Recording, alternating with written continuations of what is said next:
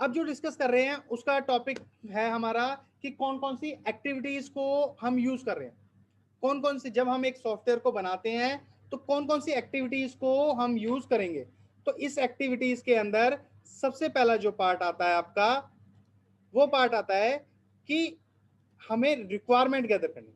यानी कस्टमर के पास जाना है, उससे पूछना है कि सर जो आपका सॉफ्टवेयर बनेगा, ठीक है, वो आप यूज कैसे करेंगे, क्या रिक्वायरमेंट है आपकी, आप बिजनेस जो कर रहे हैं, आप जो ऑर्गेनाइजेशन चला रहे हैं, उसकी रिक्वायरमेंट क्या है, तभी तो यूज कर पाएंगे। भाई वो कहता है मेरा ट्रेडिंग का काम है, मैं सेल परचेज करता हूं, तो आपको उसकी रिक्वायरमेंट पता चल गई कि इसके लिए मुझे एक स्टॉक बनाना पड़ेगा,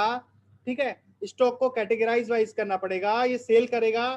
परचेज करेगा, परचेज में से सेल माइनस होगा, गोडाउन एक्सप्लेन करना पड़ेगा। तो ये है रिक्वायरमेंट, यानी कस्टमर बताएगा कि मेरी ये रिक्वायरमेंट है। फिर आप क्या करेंगे, सेकंड पार्ट करेंगे, ठीक है। सेकंड एक्टिविटी क्या है आपकी, सेकंड एक्टिविटी है डिजाइन करना, यानी आप ऑन पेपर पर उसकी डिजाइनिंग करेंगे कि यार इसको ये रिक्वायरमेंट है, ये चीजें, इसका इंटरफेस ऐसा होगा, ये वन बाय वन मैं एक एक चीज दिखाऊंगा। फिर आएगा इम्प्लीमेंटेशन, यानी आप अपनी टीम के पास जाएंगे, उसको बताएंगे कि ये रिक्वायरमेंट है कस्टमर की, ये इस टाइप का उसको इंटरफेस चाहिए, देखो इसमें कोई डुप्लीकेसी तो नहीं है, कोई ऐसा फंक्शन तो नहीं जो हम डुप्लीकेट डाल रहे हैं, या हम इसके अंदर कौन सी चीजें ऐड कर सकते हैं, या कौन सी लैंग्वेज का यूज करके ये सॉफ्टवेयर बना सकते हैं, ठीक है। उसमें उसकी टाइम ड्यूरेशन बताओगे, उसका बजट बताओगे कि इतना बजट है। फिर क्या होगा, इम्प्लीमेंटेशन में ही कोडिंग पार्ट शुरू हो जाएगा, कोडिंग होगी पूरी की पूरी, ठीक है। कोडिंग होने के बाद जब सॉफ्टवेयर तैयार हो जाएगा, उसके बाद टेस्टिंग की एक्टिविटी आएगी, यानी उसको टेस्ट किया जाएगा।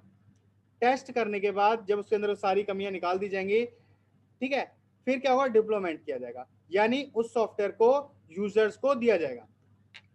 ठीक है। यूजर को देने के बाद ऑपरेशन होगा, यूजर उस पर कुछ काम करेगा, अपना प्रॉपर काम करता रहेगा,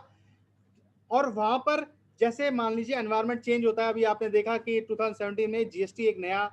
टैक्स आ गया था, कुछ हमारे पुराने टैक्सेस को खत्म कर दिया था उसने, सब सबमिट कर दिया था जीएसटी के अंदर। तो अब क्या हुआ, अब आया मेंटेनेंस पार्ट, यानी क्लाइंट तो आपका यूज कर रहा था उस सॉफ्टवेयर को,